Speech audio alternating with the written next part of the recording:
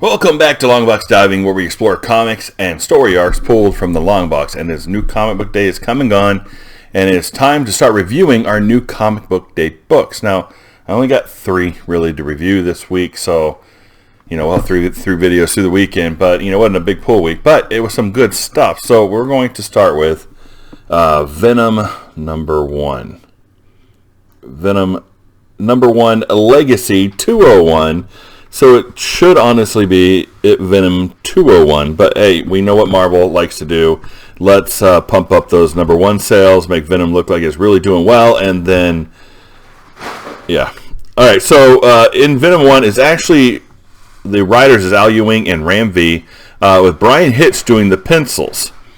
And so that should mean we have a good story. Now, Ewing was just on the Incredible Hulk. I think it was the Invincible Hulk, whatever it is. So he was on the Hulk book, and it was like really kind of creepy, kind of cool, kind of weird. And he's kind of carried that over into this. Now, this is an oversized issue. It's got a lot of extra story. It did sell for $5.99, but honestly, I think it was worth the $5.99. We have some interesting things going on here.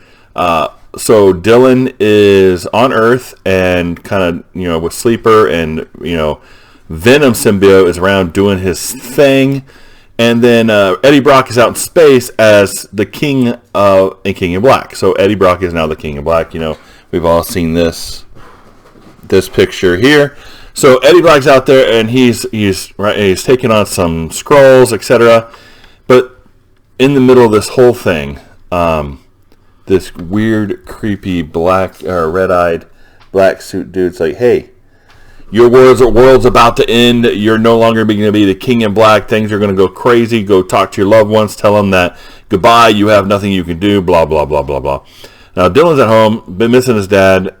Finally, Dad kind of comes home and says, "Hey, meet me at this place and don't bond with the symbiote." Only instruction he gives him is come see me and don't bond with the symbiote. And just as Dylan's walking up, like U.S. Apache helicopters come out of nowhere and blow up the motel that Eddie Brock is in. So now Dylan's looking like, his dad just got killed. And then Venom comes out of nowhere, and Dylan bonds with Venom and just starts taking everybody out.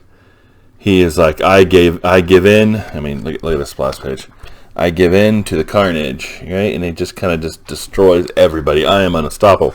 And at the same time, Eddie Brock's kind of like falling through space and time, through different realms. It was kind of weird. You see this fuzzy stuff in the background. It's kind of cool art. Brian Hitch did a pretty good job. And then we come up with the ending, which I won't spoil for you.